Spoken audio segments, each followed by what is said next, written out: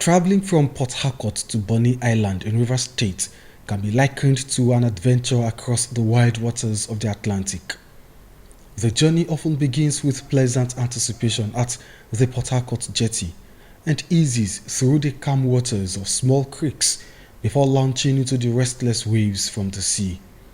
This is the point when passengers on board commercial boats say silent prayers as they are rocked on the fast crest of troubled waves. It is worse in flowing tides. Are you scared of the water? No, so much. Why?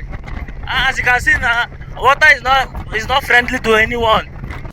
The attendant fright traveling to Bonny is not limited to the dangers of the deep.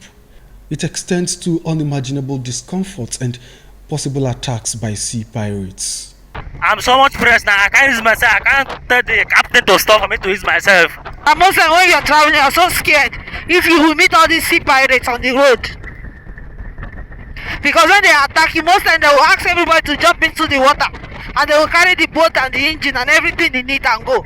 In the midst of this tension, however, the oil and gas wealth of the nation come to light with installations and pipelines peeping out from the deep. Heavy-duty ocean-going vessels are common sights on the vast waters leading to Bonny. Peterside, a community in the kingdom, is famous as the most turbulent section of the route. On a windy day, crossing from Peterside to Bonny a distance of about 5 minutes could mean disaster. It is no wonder arrival at the shores of the community always comes with a sense of relief. I expect that government should be able to put bigger boats that can withstand the waves, and make it easier for people to be able to travel on the water. I know that government is working very hard at ensuring that security is on our waterways as well. Bonny Island comprises several communities including Abalamabie, Akiama, Ayambo, Aganya and Orosikiri.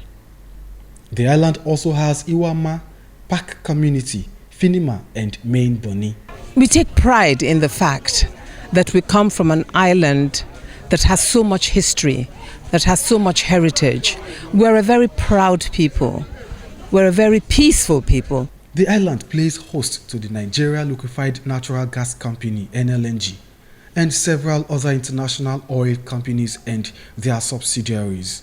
When you think of the investment that the country has that is here, situate here in Bonny, we haven't had any problems. We haven't had any problems whatsoever with what has been invested here.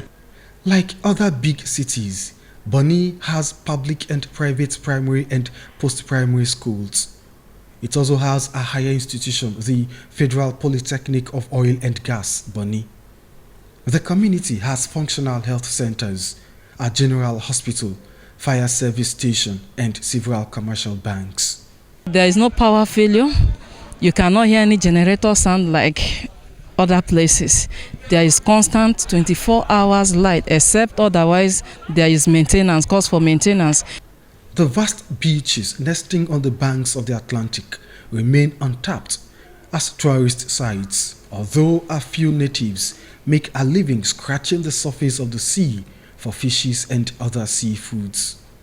The water they help us because without this water, it be as it gets for where we dey. It help us in terms of fishing, all this our food, seafood, all those things. It help us. Bonny Island is not without challenges. The Bonny Border Road, for instance, remains a major need of the people to enable them connect with other parts of the state by road. Bonny Border Road is a beautiful project. It's a project that we've all always longed for. We worked very hard to get it on stream. We are very hopeful that that project will come to pass. Reason being that it will link us to mainland. And of course, the opportunities that will come with that is enormous.